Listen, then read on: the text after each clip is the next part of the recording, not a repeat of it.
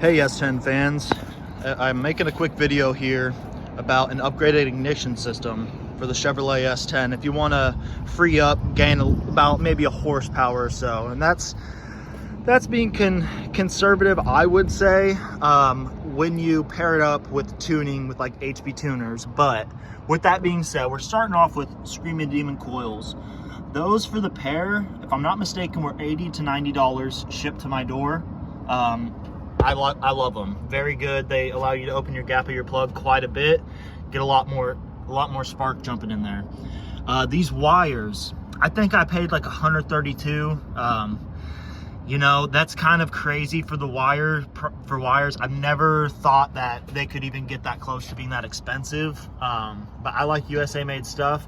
With that being said, they came from South America. They did not come from the top 50, so just letting you know that. And they didn't come in a box or anything. They came in like a Gency packaging, which I was kind of upset about, but I don't know. I'll make a little video about just those themselves, but they seem to be doing okay. And then NGK iridiums in here, so, and those are about 16 bucks a pop. Now, obviously, this is basic stuff, guys. You know, any car dude's gonna know about ignition systems, but I'm gonna give you like my 2 cents and my experience with this ignition system on this exact truck. Now, I think it is more for show in a way, as far as making it look clean up under your hood, having the nice thick old chunky wires saying USA on there, you know, having the bright yellow and the yellow Screaming Demon logo, right? So initially I had gold Aero Steelies. They were like a chrome gold. As you can tell, I still have the gold JDM lug nuts to accent the original Chevrolet tailgate. Anyways, I went with the color is why I went with those, and for the performance gains, and I like them. I like them for both reasons. I think they're not too bad. So we're talking 80, 132, and then for the plugs, you know, you're running 16 a piece. So, you know, do the math. It's a little pricey, but if you want a hopped up ignition system for when you're running HP tuners, I definitely recommend it. Like I said before, you know, you could look up how much it lets you open up the gap of your plugs. I haven't opened them up. I'm just running them whatever they had set them from Japan at NGK, because, you know, I trust the guys there. But you can open it up a little bit more than what it's stock. And I gotta say, it performs well, man. It performs well.